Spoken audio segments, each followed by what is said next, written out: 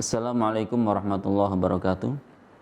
Sahabat Al-Haq, kembali lagi bersama kami di channel Metode Al-Haq dalam program Kultum Menjelang Subuh.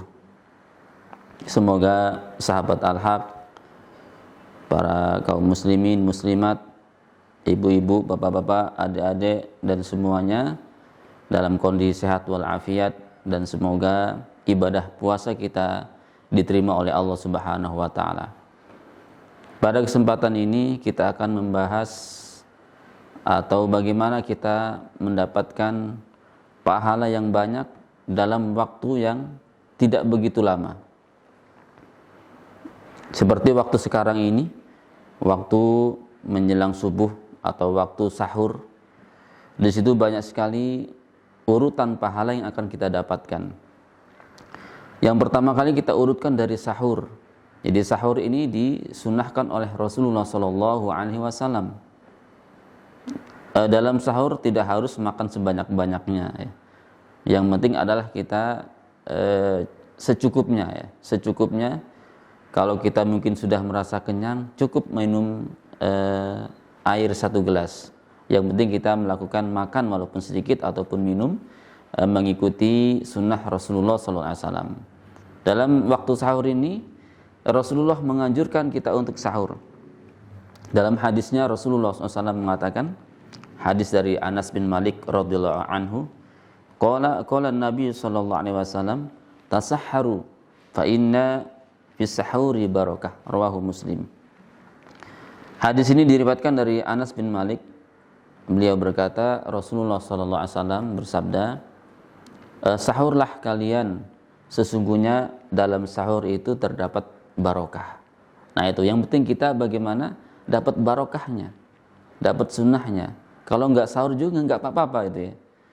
Tidak sahur tidak apa-apa, tapi kita ingin mendapatkan barokah dalam waktu tersebut, yaitu melaksanakan sunnah Rasulullah SAW. Nah ini yang pertama, kita dapatkan pahala barokah. Kemudian yang berikutnya, sebelum kita melaksanakan sholat subuh berjamaah, kita disunahkan untuk melakukan sholat 2 rakaat, sholat qobliyah sebelum melaksanakan sholat fardu. Ini pahalanya luar biasa. Ini di luar Ramadan, ya. Ini pahala di luar Ramadan. Rasulullah SAW mengatakan, rakaatul fajri khairum minad dunya wa ma fiha, rawahu Muslim. 2 rakaat fajar atau 2 rakaat salat sunnah qobliyah sebelum salat fardu subuh, khairum minad dunya wa ma fiha, lebih baik daripada dunia dan seisinya. Ini kan pahala yang luar biasa.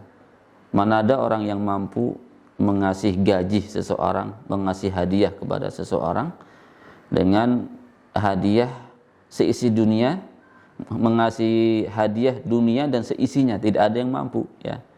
Tapi luar biasa, kita melakukan sesuatu yang sangat ringan, sangat mudah, hanya beberapa menit, gitu ya, mungkin 4 menit sampai 5 menit, gitu ya, melaksanakan 2 rakaat sebelum sholat subuh, itu adalah pahalanya lebih baik daripada dunia dan seisinya, ya.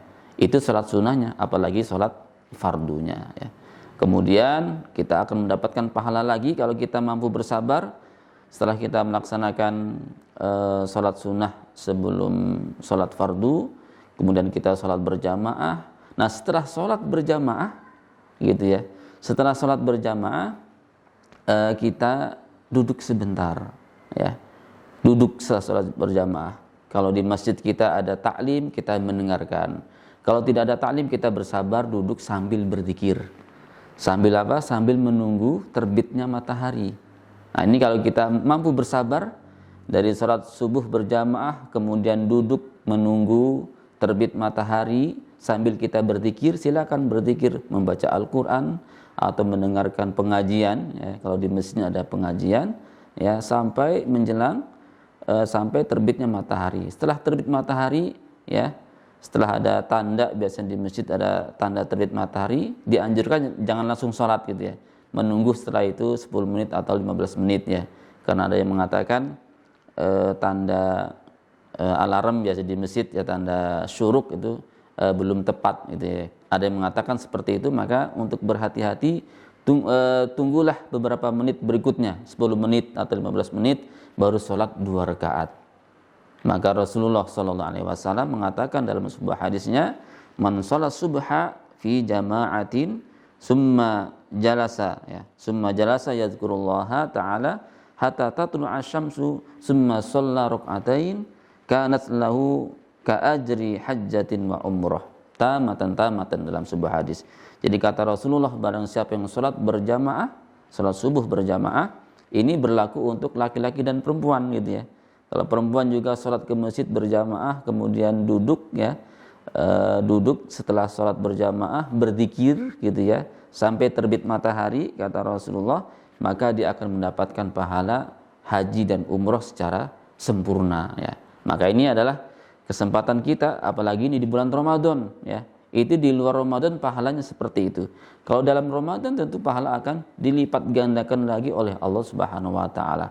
Jadi waktu yang diberkahi ini ya, perbanyaklah untuk mendekatkan diri kepada Allah Subhanahu wa taala. Dengan kita bersabar hanya beberapa, mungkin 1,5 jam kurang lebih ya, dari sholat subuh sampai terbit matahari, kita akan mendapatkan pahala yang sangat banyak sekali. Dan juga di waktu ini, di waktu subuh atau di waktu sahur ini adalah waktu-waktunya yang diberkahi oleh Allah Subhanahu wa taala. Di waktu yang diberkahi ini adalah waktu yang mana di situ malaikat ada pergantian shift gitu ya. Jadi malaikat juga ada malaikat jaga malam, ada malaikat jaga siang ya.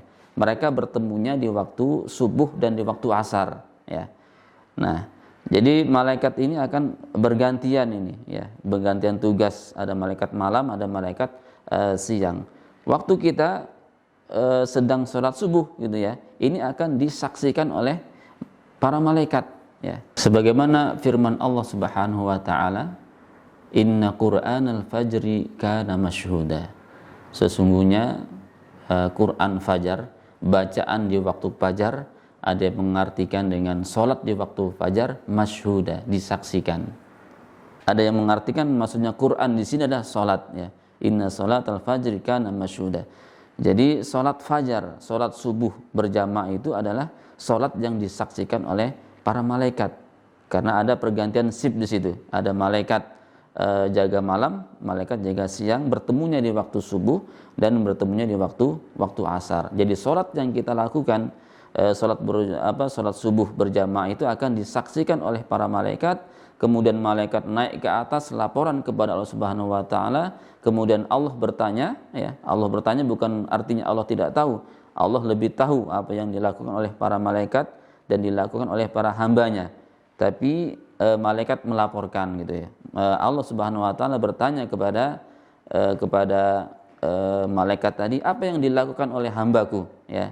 Kemudian malaikat menjawab, kami datang mereka dalam sholat berjamaah, kami tinggalkan mereka dalam sholat berjamaah. Demikian yang bisa disampaikan. Mohon maaf atas kekurangan. Assalamualaikum warahmatullahi wabarakatuh.